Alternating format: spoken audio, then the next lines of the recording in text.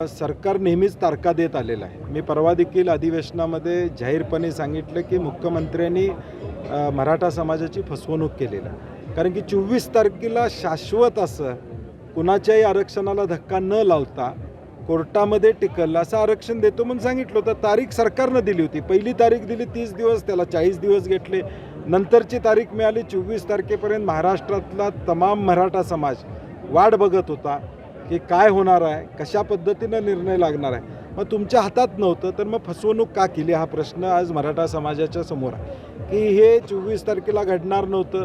अधिवेशन फेब्रुवारीमध्ये घेणार म्हणतात. फेब्रुवारीच्या अधिवेशनामध्ये नेमकं काय करणार आहेत हे ते सांगत नाही आहेत. 50% वर आरक्षण देण्यासंदर्भात केंद्राकडं भूमिका मांडणार आहेत का त्याच्याबद्दल कुठं सांगत नाहीत. परवाचं जे भाषण विधिमंडळातलं बघितलं, आम्ही सगळ्यांनी विरोधी पक्षांनी या मराठा समाजाच्या आरक्षणाच्या संदर्भात सकारात्मक भूमिका आम्ही घेतली होती. सरकार जे पाऊल टाकेल पॉझिटिव्ह शाश्वत असं त्याला पाठिंबा देण्याची भूमिका होती. परवाच्या भाषणामध्ये फक्त बजेटरी प्रोव्हिजन्स ज्या योजना आहेत त्या अगदी परत पुन्हा त्याला सजवून योजना पुढं सांगण्याचं काम केलं आणि मला वाटते मराठा समाजाची फसवणूक झाली असं म्हणायला हरकत नाही. आचारसंहितेपर्यंत कुठंतरी हे प्रकरण घेऊन जायचं असं सरकारचा प्लॅन वाटतोय का? कारण की नाही, मग 24 तारीख दिली का?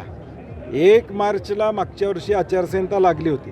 आत्तासुद्धा 5-6 मार्चला पहिल्या आठवड्यात आचारसंहिता लागणार असं साधारणपणे वातावरण आहे. मग हे जर माहीत होतं मग 24 तारीख दिली का? म्हणजे ही टोटल फसवणूक आहे ना.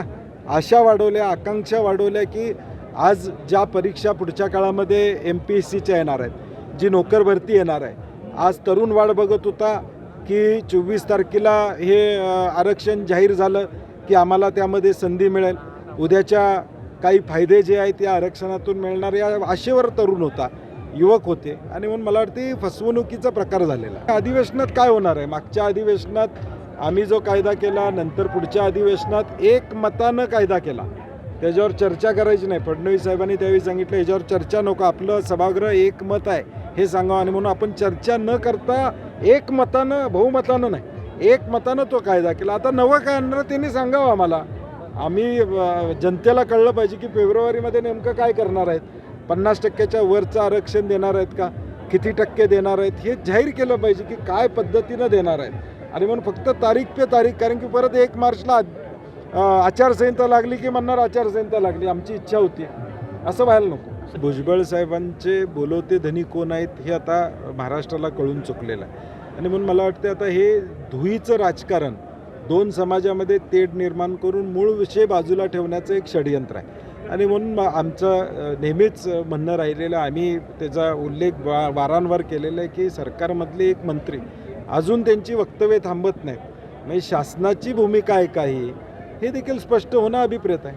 निवडणुकीच्या पार्श्वभूमीवर 2 जातीमध्ये तेढ निर्माण करून निवडणुकीचा फायदा घ्यायचा प्रकार कुठं नाही, तो आता सगळ्यांना कळून चुकलेला आहे. ते काय हे आता जे काय दिसते, सरकारमधले एक मंत्री एक बोलतायत, दुसऱ्या बाजूला दुसरं चाललंय, त्याच्यावरनं हे स्पष्ट दिसतं. हा पहिला टप्पा आहे. पुढं ते अपील करतील आणि आम्हाला खात्री आहे की ज्या फॅक्ट्स आणि फिगर्सवर उद्या ते निर्दोष देखील सुटतील याची आम्हाला खात्री आहे. कारण की ठीक आहे, कोऑपरेटिव्हमध्ये अनेक गोष्टी घडत असतात आणि त्या घडल्यानंतर काही गोष्टी पुढं आल्यानंतर शेवटी प्रत्येकाला आपल्याला स्वतःवरचं जे काय आरोप आहे ते पुसण्याची संधी कोर्टात नाही.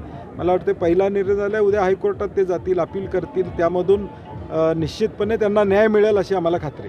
146 खासदारांचं निलंबन जे आहे ते इतिहासात पहिल्यांदा इतकं मोठ्या प्रमाणात निलंबन करण्यात आले. कुठेतरी देश हुकुमशाहीकडे चालला आहे का असं? नाही, मुळात ते हुकुमशाहीकडे चाललेलाही माहीतच आहे. परंतु जे 3 कायदे पारित करण्यात आले खासदार नसताना, त्या कायद्यांचा बारकाईनं अभ्यास केला तर आपल्याला लक्षात येईल की हे 140 खासदार का निलंबित केले होते.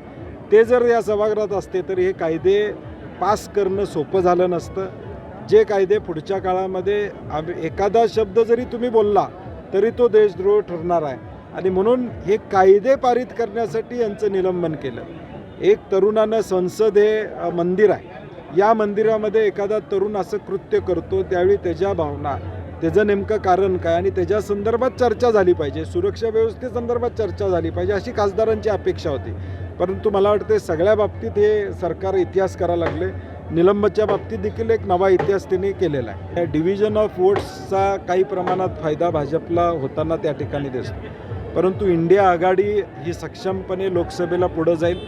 राज्याची समीकरणं वेगळी असतात, परंतु देश पातळीवर लोकांना देखील कळून चुकलेलं महागाई असेल, बेरोजगारी असेल, आर्थिक जी काय आज देशाची परिस्थिती आहे आणि लोकांना त्याची झळ बसत चाललेली आहे. कारण की कुठल्याच बाबतीत फक्त प्रसिद्धीच्या बाबतीत सरकार पुढं आहे, बाकी नाही आहे. आणि त्याचं उत्तर इंडिया आघाडीच्या बाजूनं मतदान करून येणाऱ्या लोकसभेला निश्चितपणे परिवर्तन झालेलं दिसेल.